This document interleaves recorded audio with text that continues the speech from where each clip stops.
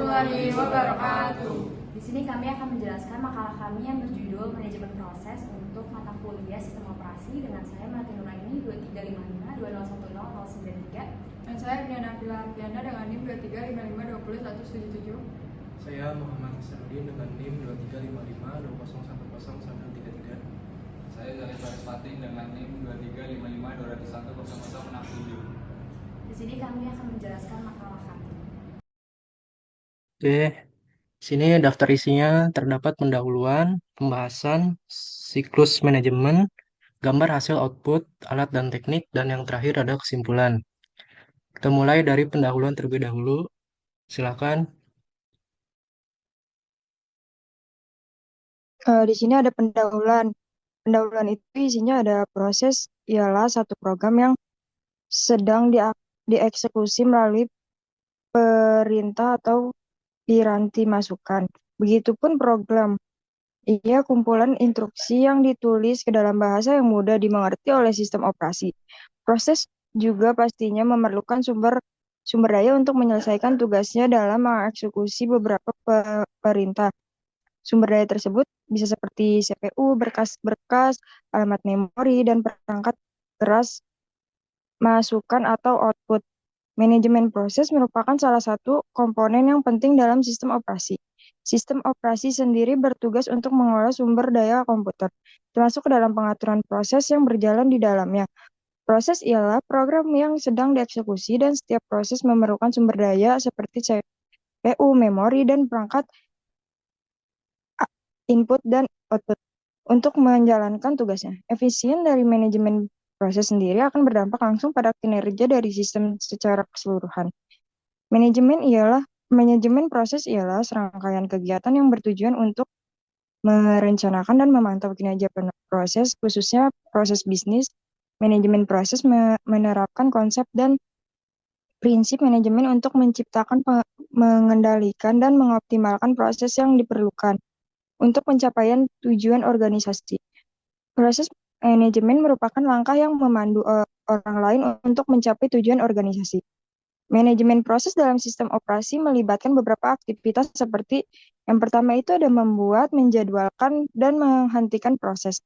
Yang kedua ada menjamin alokasi dan dealokasi sumber daya yang lancar. Yang ketiga ada memfasilitasi komunikasi antar proses. Yang keempat ada menangani deadlock. Yang kelima ada menjaga konsistensi data. Yang keenam ada mengontrol eksekusi proses. Penjadwal proses sistem operasi menggunakan berbagai algoritma penjadwal untuk menentukan urutan eksekusi proses. Yang pertama ada preserved proses dieksekusi sesuai urutan kedatangannya. Yang kedua ada shortest job next, yaitu proses dengan waktu eksekutif tersingkat diprioritaskan. Yang ketiga ada round robin. Setiap proses mendapat jatah waktu eksekusi secara bergiliran. Yang keempat ada priority schedule. Proses diprioritaskan terhadap tingkat urgennya. Lalu juga ada sinkronisasi diperlukan agar proses dapat berbagi sumber daya tanpa konflik. Deadlock terjadi ketika dua atau lebih proses saling menunggu sumber daya sehingga tidak ada yang dapat melakukan eksekusi.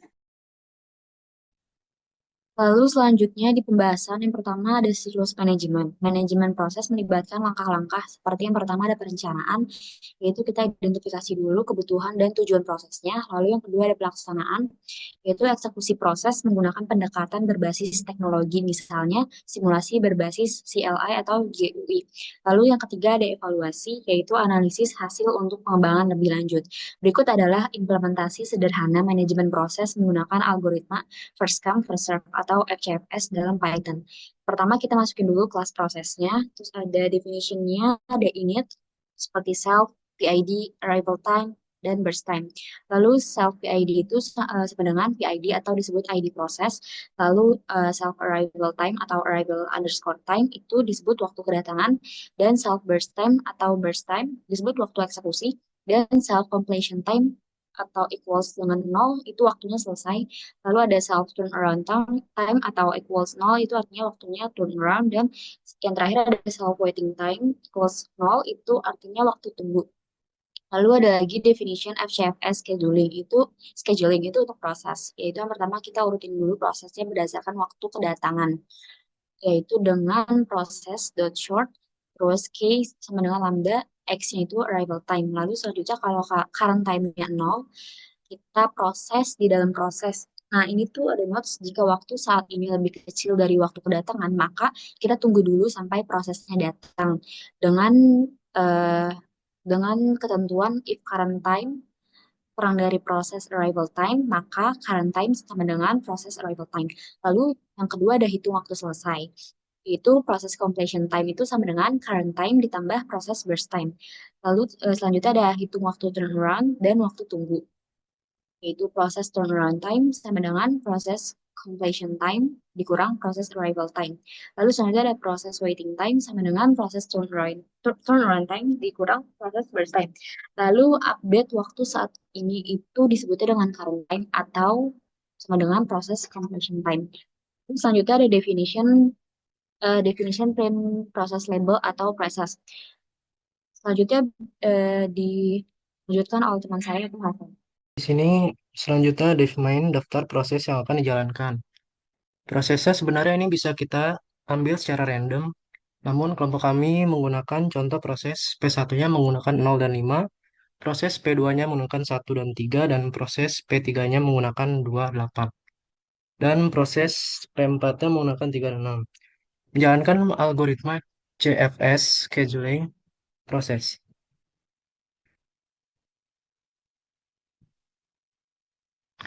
Menggunakan proses berdasarkan waktu kedatangan, sort dan kunci arrival time. Menginisiasi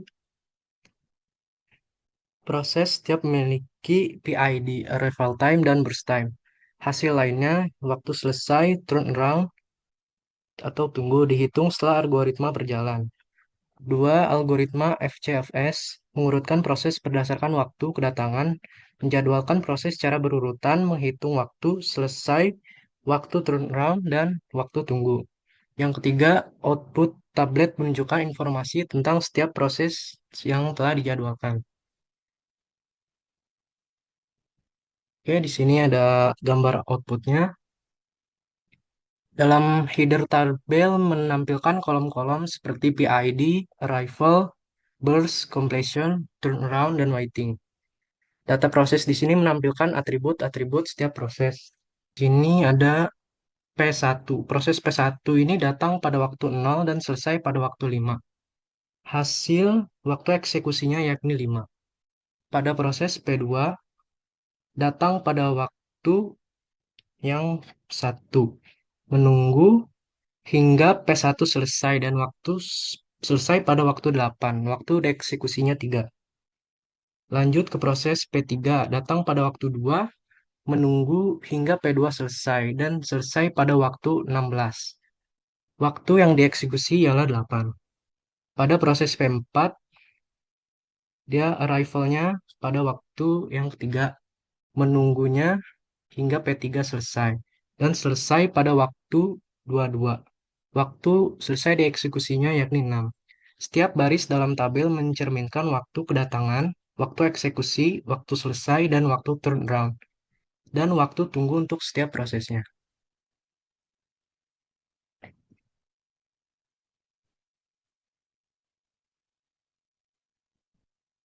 Kemudian ada alat dan teknik.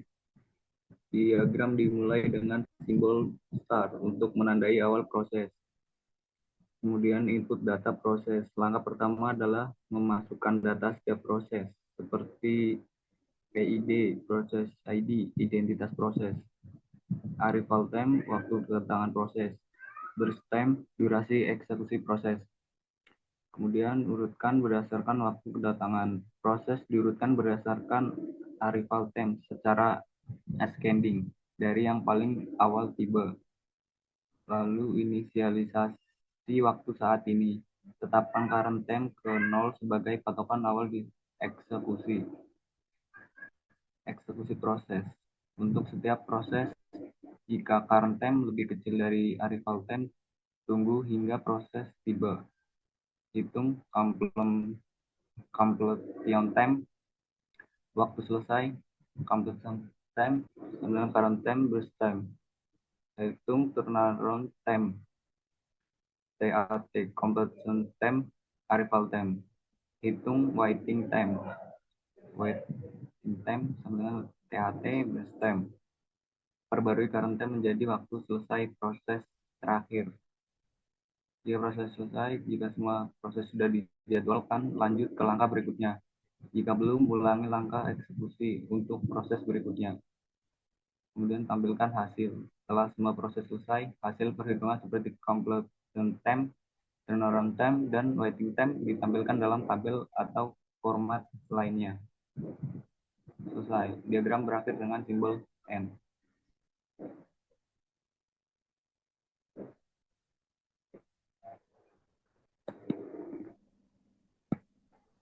Lalu selanjutnya untuk kesimpulan, manajemen proses ialah komponen vital dalam sistem operasi karena berperan dalam mengelola berbagai aktivitas terkait proses yang berjalan di dalamnya. Lalu proses adalah program yang sedang dieksekusi dan membutuhkan sumber daya seperti CPU, memori, dan perangkat input-output untuk menjalankan tugasnya. Lalu efisiensi manajemen proses juga sangat memengaruhi kinerja sistem operasi secara keseluruhan. Mana dalam pelaksanaannya, manajemen proses mencakup penjadwalan proses menggunakan berbagai algoritma seperti first come, first serve atau FCFS, lalu shortest job next atau SJN, dan round robin, RR dan priority scheduling untuk memastikan proses dieksekusi secara efisien. Selain itu, aspek sinkronisasi antar proses menjadi penting untuk menghindari adanya konflik saat berbagi sumber daya. Sementara untuk deadlock diatasi dengan strategi pengelolaan sumber daya yang tepat. Lalu siklus manajemen proses dimulai dari perencanaan untuk menentukan kebutuhan dan juga tujuan. Pelaksanaan dengan menggunakan teknologi seperti simulasi berbasis CLI atau GUI hingga evaluasi untuk analisis hasil. Dalam makalah ini juga disertakan contoh implementasi algoritma FCFS dalam Python untuk memperjelas bagaimana proses dapat dijadwalkan secara efektif. Nah, kesimpulannya, manajemen proses tidak hanya membantu memastikan kelancaran operasi sistem, tapi juga berkontribusi pada efisiensi, stabilitas, dan optimalisasi kinerja sistem operasi secara keseluruhan. Lalu di sini terdapat daftar pustaka yang sudah kami rancang dari makalah ini. Kurang lebihnya mohon maaf. Wabillahi taufiq wa hidayah. Wassalamualaikum warahmatullahi wabarakatuh.